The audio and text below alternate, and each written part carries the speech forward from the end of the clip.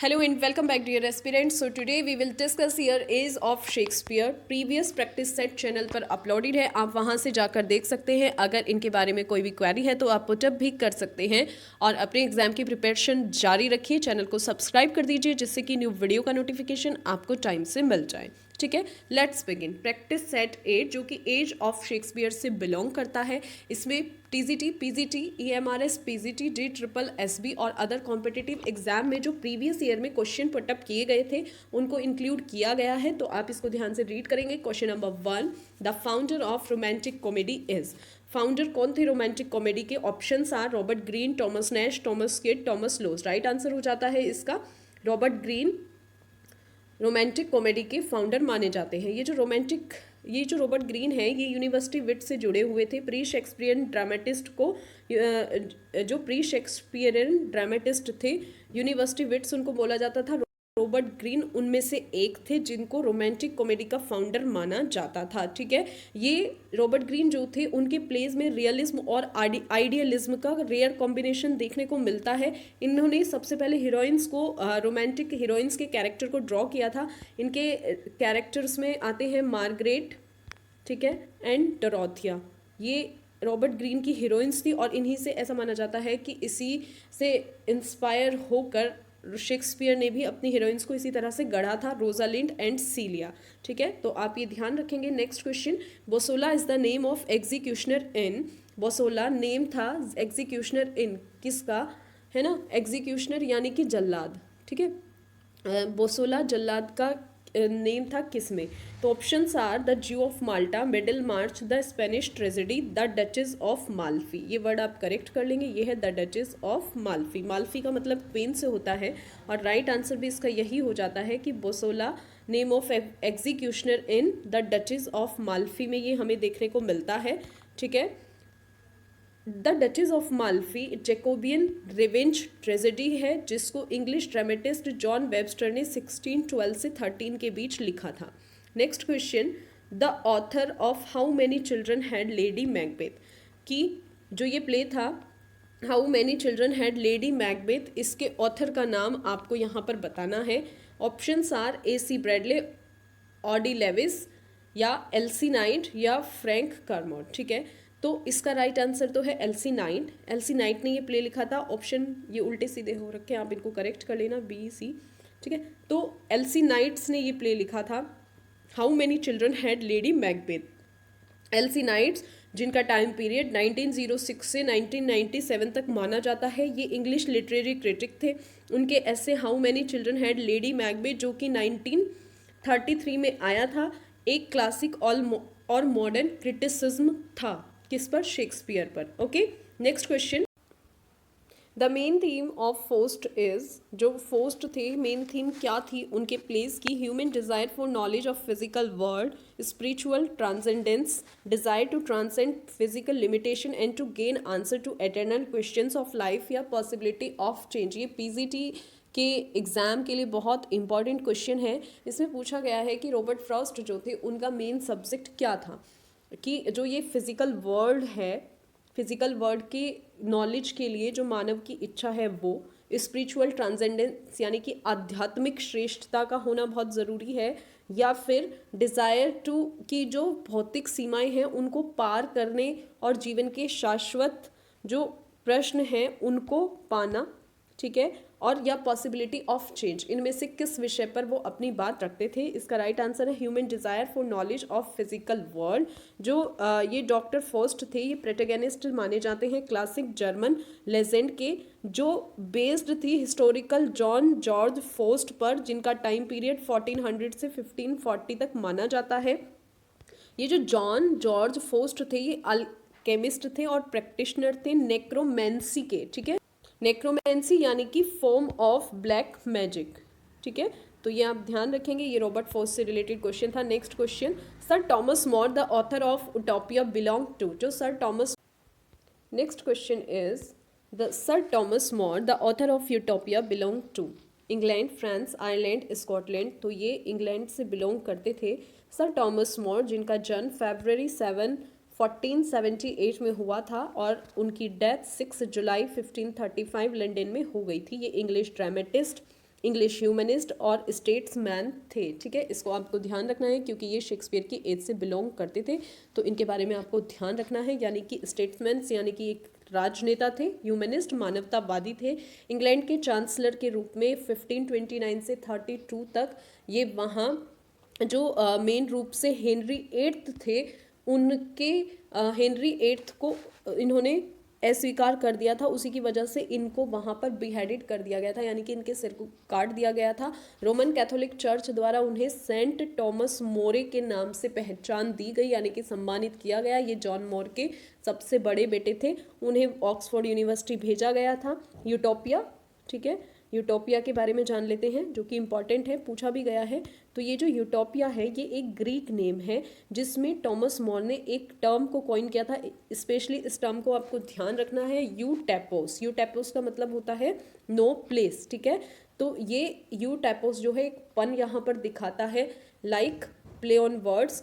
ठीक है, good place, इसका मतलब होता है good place is suggested in prefatory poem. उनकी जो प्रीफेटरी यानी कि जो स्टार्टिंग वाली पोएम्स थी उसमें इस टर्म को रखा गया है। मे बी एग्जाम में पूछ लिया जाए क्योंकि ये एज ऑफ शेक्सपियर से रिलेटेड है कि जो टॉमस मोर थे उन्होंने किस टर्म को कॉइन किया था। यूटोपिया एक ग्रीक नेम है जिसका मतलब उन्होंने वहाँ पर ये टर्म कॉइन करके दिया था यूटोपोस यानी कि नो प्लेस, और यूटोपोस यानी कि गुड प्लेस। ठीक है, OU और EU। ठीक है, इन दोनों में आपको डिफरेंस देखना है क्या है। गुड प्लेस का मतलब EU टोपोस और नो प्लेस का मतलब OU टोपोस। तो इसको आपको ध्यान रखना है। अपनी प्रीफेटरी पोयम में टॉमस मोर ने इस टर्म को कॉइन करने का काम किया था। In Hamlet how many times does Hamlet's ghost appear. Previous year में पूछा गया क्वेश्चन है, इसको आप ध्यान अच्छे से रीड करेंगे। In Hamlet how many times does Hamlet ghost appear.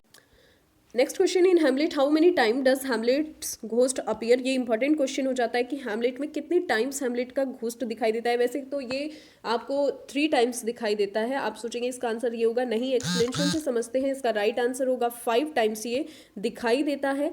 ठीक है, आंसर इसका 5 टाइम्स होगा। एक बार इसको देख लेते हैं। हैमलेट में जो घोस्ट है वो प्ले में वैसे तो लगता है कि 3 टाइम्स वो दिखाई देता है, 3 बार, लेकिन घोस्ट सबसे पहले एक्ट फर्स्ट सीन 1 में मार्वेलस और बर्नार्डो को दिखाई देता है।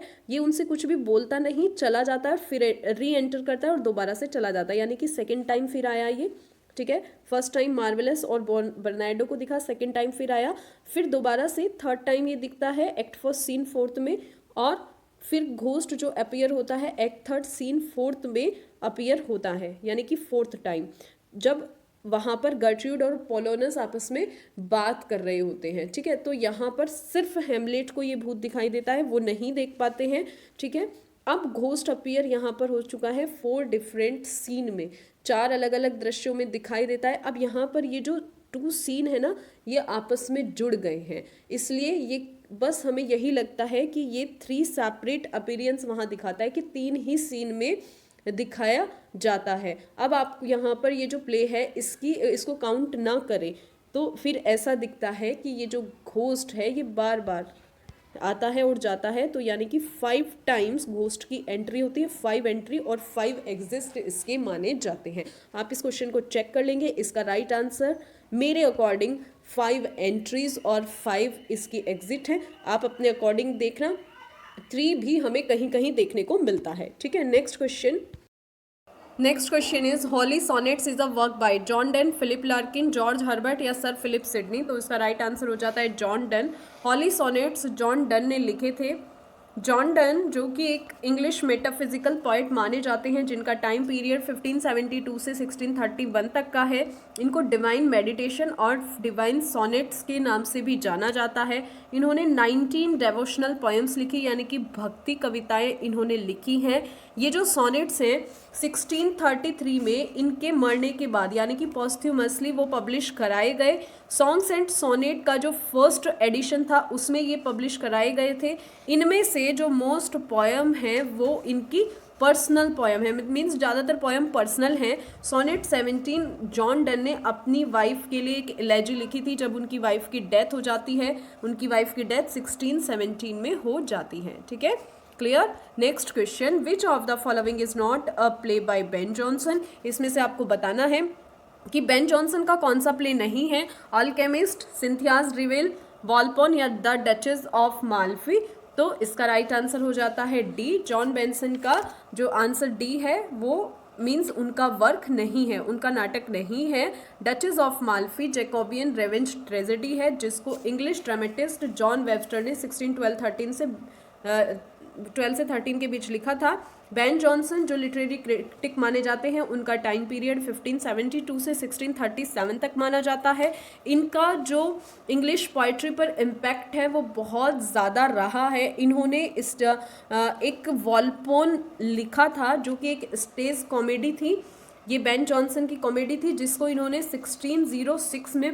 Next question, which of the following is not a play by Ben Jonson? The Alchemist, Cynthia's Revels, Volpone, the Duchess of Malfi. तो इसका राइट आंसर हो जाता है the Duchess of Malfi. Ben Jonson का प्ले नहीं है। The Duchess of Malfi एक Jacobean revenge tragedy है जिसको इंग्लिश ड्रामेटिस्ट जॉन वेबस्टर ने 1612 से 13 के बीच लिखा था। बेन जॉनसन जिनका टाइम पीरियड 1572 से 1637 तक माना जाता है, ये कंटेम्प्रेरी थे शेक्सपियर के, इसलिए इनको रीड करना इम्पॉर्टेंट हो जाता है। बेन जॉनसन एक पोएट, एक्टर और क्रिटिक्स थे जिन्होंने इंग्लिश पर अपना ग्रेट इम्पैक्ट डाला था। ठीक है, वॉल्पोन एक कॉमेडी जिसको बेन जॉनसन ने 1606 में लिखा था। ठीक है, ये एक ड्राइंग एलिमेंट था सिटी पर, और जो कि सिटी से रिलेटेड एक कॉमेडी और किसी जो जानवर की कहानी होती है, एनिमल्स की जो स्टोरी होती है उस पर आधारित था। बीस्ट फेबल यानी कि जो एनिमल से जुड़ी स्टोरीज होती हैं उस पर आधारित था। सिंथिया रेवल्स एक एलिजाबेथन स्टेज प्ले है, एक सेटायर है जिसको बेन जॉनसन ने लिखा था। द एल्केमिस्ट एक कॉमेडी है, इसे भी बेन जॉनसन के द्वारा ही लिखा गया था। Next question, which of the following pledge of Shakespeare has an epilogue? तो इनमें से कौन सा प्ले ऐसा है जो शेक्सपियर का एपिलॉग है? The Tempest, Henry fourth, twelfth night, Hamlet. तो राइट आंसर हो देखने को मिलता है किसी भी प्ले में, तो ये हमें द टेम्पेस्ट में देखने को मिलता है जब कैरेक्टर्स के फेट की बात की जाती है। इसको एक बार एक्सप्लेन कर लेते हैं। पीजीटी 2011 में पूछा गया क्वेश्चन है, इसको आप ध्यान से रीड करेंगे। टेम्पेस्ट में एक एपिलॉग है, ये प्रोलॉग का बिल्कुल अपोजिट है। प्रोलॉग के बारे में बात करते हैं। प्रोलॉग क्या होता है? Piece of writing at the beginning of a literary work, यानी कि प्ले से के स्टार्टिंग में ये हमें देखने को मिलता है जो कैरेक्टर्स के बारे में बताता है, इंसिडेंट्स के बारे में बताता है कि क्या होने वाला है। वेयर एज जो एपिलॉग है ये हमें क्लाइमेक्स के बाद दिखाई देता है। And epilogue is a part of the main story occurring after the climax, और जो फेट्स है यानी कि जो भाग्य है कैरेक्टर्स का उनको रिकॉल करने का काम करता है एपिलॉग। तो द टेम्पेस्ट में हमें ये एपिलॉग देखने को मिलता है। Next question, a Shakespearean sonnets and with a. Shakespeare के जो सोनेट थे वो किससे एंड थे? Quartet, Octave, triplet, couplet. ये आपको पता है, इसका राइट ऑप्शन हो जाता है सी। शेक्सपियर के सोनेट कपलेट से एंड होते हैं। ये आपको पता है कि 14 लाइंस के सोनेट होते हैं, ठीक है, जिसमें 12 लाइंस पेयर में होती हैं और एंड में 2 कपल होते हैं, लाइक जी। इसको एक बार हम समझेंगे ध्यान से। जो सोनेट है उसको सबसे पहले इंट्रोड्यूस किया था, ये सॉन्ग नहीं है यहाँ पर, इसको आप करेक्ट कर लेंगे। Sonnet was introduce to England. Sonnet को इंग्लैंड में इंट्रोड्यूस किया गया था इटालियन वर्स फॉर्म्स में टॉमस यैट के द्वारा और हेनरी हॉवर्ड। सोनेट के बारे में बात कर लेते हैं। सोनेट को इंग्लैंड में इंट्रोड्यूस किया गया था इटालियन वर्स फॉर्म में by Thomas Wyatt, Henry Howard and Earl of Surrey. इन्होंने 16th सेंचुरी में सोनेट को इंग्लैंड में इंट्रोड्यूस करने का काम किया था इटालियन वर्स में। कौन कौन थे वो नाम? Thomas Wyatt, Henry Howard, Earl of Surrey. और किस सेंचुरी में? 16th सेंचुरी में। यहाँ पर आपके 3 क्वेश्चंस रेडी हो चुके हैं, ठीक है। सोनेट कहाँ पर इंट्रोड्यूस हुआ था? सबसे पहले इंग्लैंड में। किस वर्स फॉर्म के साथ? इटालियन। किसके द्वारा? Thomas Wyatt, Henry Howard, Earl of Surrey. और किस सेंचुरी में? 16th सेंचुरी में। तो इनको आप ध्यान रखेंगे। Elizabethan gradually arrived at the English sonnet, ठीक है। एलिजाबेथन्स जो हैं वो धीरे धीरे कॉन्टिन्यूस उनकी प्रोसेस इंग्लिश सोनेट की तरफ बढ़ रही थी, जिसमें 3 क्वाट्रेंस और सभी में इंडिपेंडेंट राइम स्कीम, और जब वो एंड होते थे तो एक कपलेट से, जो हमारा शेक्सपियरियन सोनेट भी कहलाता है। शेक्सपियरियन सोनेट की आप राइम स्कीम जानते हो, ठीक है, इसके बारे में हम डिस्कस करेंगे। जो शेक्सपियरियन सोनेट थे वे 14 लाइन्स लॉन्ग होते थे और उनको इयम्बिक पेंटामीटर में लिखा जाता है। First 12 rhymes in alternating pairs, first 12 line alternating pairs में होती थी। अब इसको एग्जाम्पल से समझते हैं।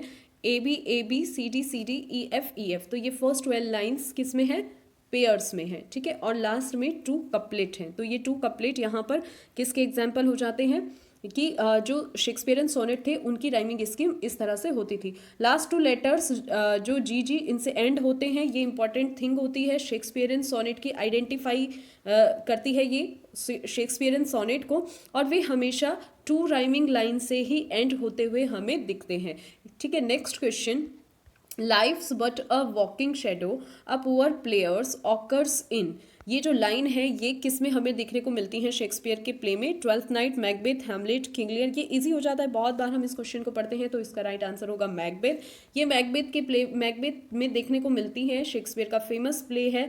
अब ये जो शेक्सपियर का मैकबेथ है, इस ये हमें एक्ट 5th सीन 5th में ये लाइन देखने को मिलती है। वो कहते हैं life's but a walking shadow a poor player occurs, ठीक है। तो इस तरह की लाइन्स हमें एक्ट 5th सीन 5th में देखने को मिलती है। ये स्पीच मैकबेथ बोलता है। जब लेडी मैकबेथ अपने आप को मार देती है तो मैकबेथ इस स्पीच को तब कहता है, ठीक है, जब वो सुसाइड वहाँ कर लेती है तो इस स्पीच को बोला जाता है।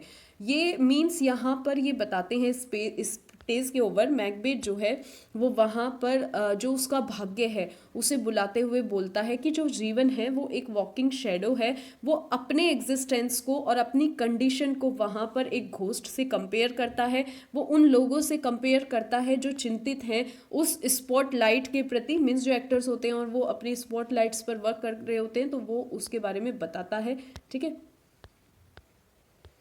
Next question, the main theme of the Shakespearean sonnet is love, hatred, intrigue, envy. तो यहाँ पर आपको बताना है कि जो शेक्सपियर के सोनेट थे उनकी थीम क्या थी, ठीक है। तो आंसर हो जाता है लव, उनकी थीम मानी जाती है लव। शेक्सपियर की जो सोनेट की थीम है उसमें ideas of love, beauty, time, lust, practical obligations, इस तरह के चीज़ें हमें देखने को मिलती हैं। उनके जो सोनेट की थीम है वो फोकस करती है conflict between real love and simple जो सेक्सुअल डिज़ायर्स होती हैं उनके बीच। ये भी पूछा जा सकता है आपसे कि उनकी जो सोनेट थीम थी वो किस आइडिया के कॉन्फ्लिक्ट पर, किस में वो फोकस करती हैं, real love and simple sexual desires पर। Lust can disguise itself as love and easily mistaken for it. तो जो उनके लव सोनेट थे वो पर्सनल थे और एड्रेस करते थे उनकी लाइफ के जो डीप इशू थे उनको हमें यहाँ पर दिखाने की कोशिश करते थे, ठीक है। अब जो ये इनके प्लेस की थीम होती थी इसकी सिंगल कोई डेफिनेशन नहीं होती थी, और जो डिफरेंट कैरेक्टरिस्टिक्स होती थी उनके प्लेस की, और जो उनके लव में जो बाधाएं आती थी, ठीक है, वो सब वहाँ पर दिखाने का उन्होंने प्रयास किया है। Next question, the total number of sonnets written by Shakespeare is, ये सब आप अच्छे से जानते हैं, 154 सोनेट्स उन्होंने लिखे हैं। इसको एक बार देख लेते हैं, TGT 2011 में भी और बहुत बार पूछा गया है। विलियम शेक्सपियर ने 154 सोनेट्स लिखे हैं और इनको उन्होंने डिफरेंट सेक्शन में डिवाइड किया है। सोनेट 1 to 126 जिसमें पोएट एक यंग मैन के साथ दिखाई देता है रिलेशनशिप में स्ट्राइक करते हुए, और जो सोनेट 127 to 154 हैं वो एक विमेन के साथ उनकी रिलेशनशिप को शो करते हैं, और बहुत सारे लोग इसे डार्क लेडी के नाम से भी जानते हैं और उनकी मिस्ट्रेस उसे मानते हैं, शेक्सपियर की मिस्ट्रेस के रूप में उसको जानते हैं। अदर फैक्ट में डिस्कस कर लेते हैं। उन्होंने 4 ग्रेट ट्रेजेडी यहाँ पर दी थी, Hamlet, Macbeth, Othello and King Lear, और उनका जन्म कब हुआ था अगर ये पूछा जाए तो 23 अप्रैल 1564 में हुआ था, ठीक है। ये जो फैक्ट्स हैं इनको आप ध्यान रखोगे, ठीक है। ये उनकी 4 ग्रेट ट्रेजेडी हैं जिनको आपको अच्छे से रीड करना चाहिए, okay. Next question is which of the following writers did not win the Nobel prize for literature. ऐसे क्वेश्चन भी पुटअप किए जा सकते हैं क्योंकि आप पढ़ते तो हो ही कि किसने नोबेल प्राइज वहां पर विन किया है, तो इस तरह से घुमाकर भी क्वेश्चन दे देंगे कि किसने नहीं किया है। George Bernard Shaw, John Galsworthy, William Butler Yeats या जेम्स जॉयस। तो इसमें राइट आंसर हो जाता है जेम्स जॉयस। इन्हें कोई नोबेल प्राइज लिटरेचर के लिए नहीं दिया गया था, ठीक है। जॉर्ज बर्नार्ड शॉ को नोबेल प्राइज 1925 में दिया गया था। जॉन गाल्सवर्दी को आप जानते हैं 1932 में दिया गया था, और विलियम बटलर यीट्स को 1923 में नोबेल प्राइज़ दिया गया था। ठीक है, ये जॉर्ज बर्नार्ड शो जो हैं ये आयरलैंड से बिलोंग करते हैं। ठीक है, और इन्होंने ड्रामा के फील्ड में अवार्ड मिला है। जॉन गाल्सवर्दी को फिक्शन के फील्ड में अवार्ड दिया गया है, ये यूके से बिलोंग करते थे। विलियम बटलर यीट्स आयरलैंड से बिलोंग करते थे और इनको पोइट्री के लिए नोबेल प्राइज़ दिया गया है। इन फैक्ट्स को भी आप ध्यान रखेंगे। Next question, in fiction the author overall main idea और most important message is called the. Fiction में जो ऑथर का ओवरऑल मेन आइडिया होता है और मोस्ट इंपॉर्टेंट मैसेज होता है उसे क्या बोलते हैं? प्लॉट, कॉन्फ्लिक्ट, सेटिंग या थीम? तो इसका राइट आंसर हो जाता है जो उनका ओवरऑल आइडिया होता है उसको थीम बोला जाता है। ये आप अच्छे से जानते हैं ना थीम क्या होती है, जैसे प्ले की थीम बतानी है तो फिक्शन में जो राइटर होता है उसका मोस्ट इंपॉर्टेंट मैसेज थीम कहलाता है। इस तरह के क्वेश्चन पुटअप किए जाएंगे, मे बी ऑप्शंस दे दिए जाएं और आपको पूछ लिया जाए कि थीम की कैरेक्टरिस्टिक क्या है या थीम किस किस को डिफाइन करती है नीचे लिखे गए सेंटेंसों में, तो आपको वहाँ से चूज करना होगा। थीम मेन आइडिया होता था। ठीक है, थीम किसका मेन आइडिया होता था? ये underlying meaning of a literary work जिसमें थीम इम्प्लाइड होती थी और स्टेटेड होती थी, यानी कि थीम के द्वारा ही सब कुछ वहाँ पर डिफाइन होता था। Next question, what is the subtitle of the play twelfth night? ये आप अच्छे से जानते हैं क्योंकि ये इजी हो जाता है, बहुत बार पढ़ भी चुके हैं। तो ट्वेल्थ नाइट का what is you will, what you will, what you like it, what you think. अब आप देखो सारे ऑप्शंस एक जैसे हैं, बट अगर आपने अच्छे से रीड किया है तो आप जानते हो। सो इसका राइट आंसर दूसरा टाइटल भी है ट्वेल्थ नाइट, जिसको शेक्सपियर ने 1600 से 1601 के बीच लिखा था।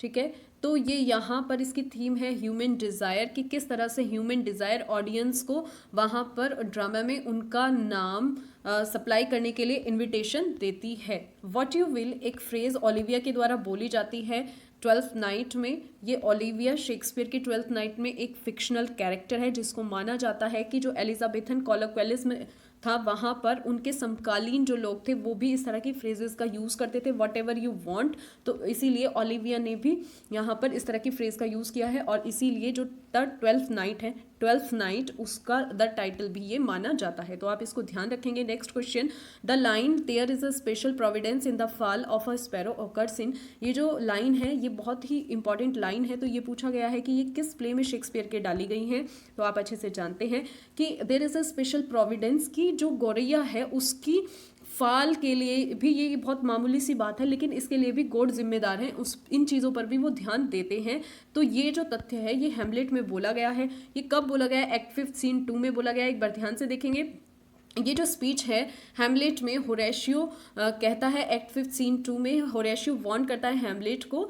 हैमलेट बोलता है, ये जो लाइन है ना, ये sparrow, fall of the sparrow, ये लाइन्स तो हैमलेट बोलता है। कब बोलता है? जब होरेशियो हैमलेट को वार्न करता है कि लेरेट्स के साथ जो तुम्हारा युद्ध होगा, डुएल होगा, उसमें तुम हार जाओगे। और वो वहाँ पर रिवील करता है कि कोई बात नहीं, वो कि देर से ही सही, भगवान ने ये बताने का तो फैसला किया है। ठीक है, अब ये जो फॉल ऑफ द स्पैरो है ना, ये मैथ्यू से लिया गया है, 1029 से रेफरेंस इसका उठाया गया है। ठीक है, और जिसमें हैमलेट वहाँ पर आर्ग्यू करता है होरेशियो से कि गॉड सब कुछ कंट्रोल करते हैं, चाहे वो फॉल ऑफ द स्पैरो ही क्यों ना हो, चाहे स्पैरोज डेथ जैसी मामूली बात ही क्यों ना हो, गॉड सब कुछ कंट्रोल करते हैं। अगर ऐसा ही होना होगा, अगर मुझे हारना ही होगा तो मैं हारूंगा ही। इस तरह की बातें वो बोलता है और तब ये यहाँ पर इस लाइन का वो यूज़ करता है, किसका?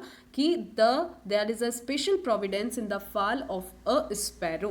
तो इसको आप ध्यान रखेंगे, एक्ट 5 सीन 2 में इन्होंने ये यूज़ किया। नेक्स्ट क्वेश्चन, द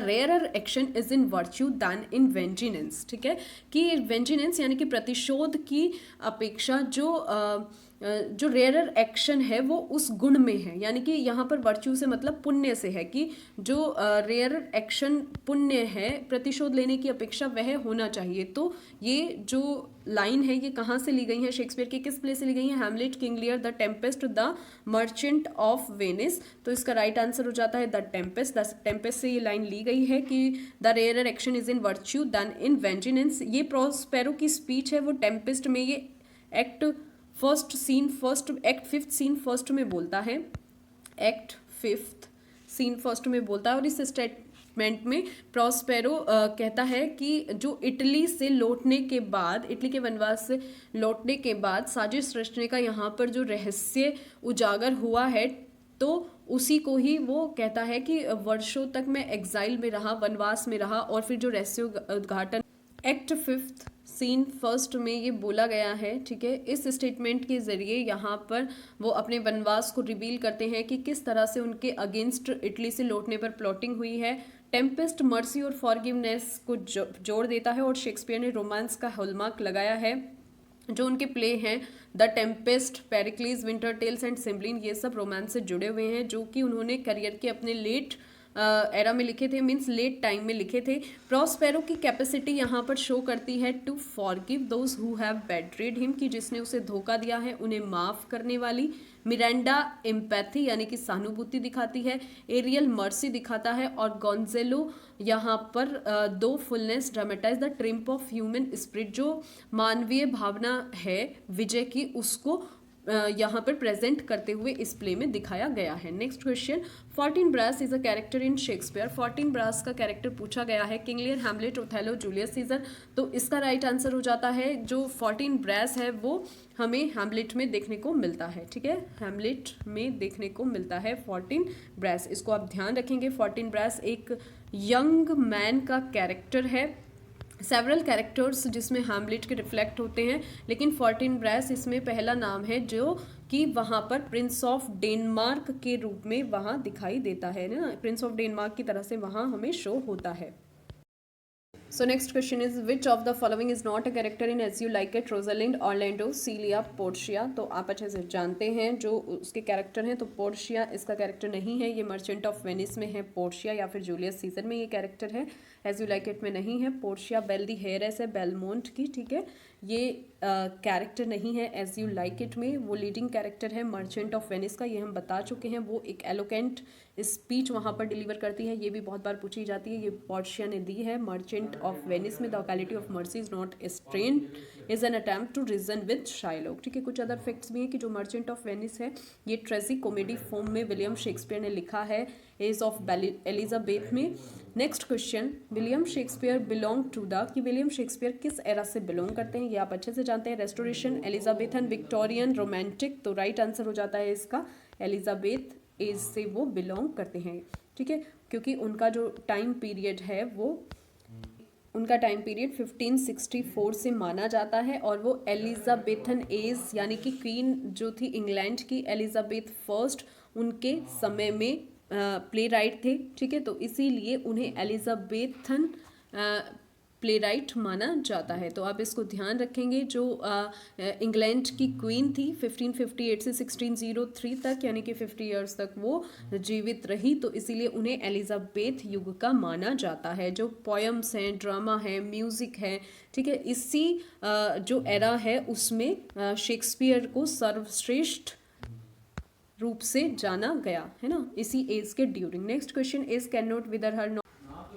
तो एग्जाम के पॉइंट ऑफ व्यू से ये इंपॉर्टेंट हो जाती है आपके लिए सीरीज। अपनी तैयारी करती रहिए और चैनल को सब्सक्राइब कर दीजिए जिससे कि न्यू वीडियो का नोटिफिकेशन आपको टाइम से मिल जाए।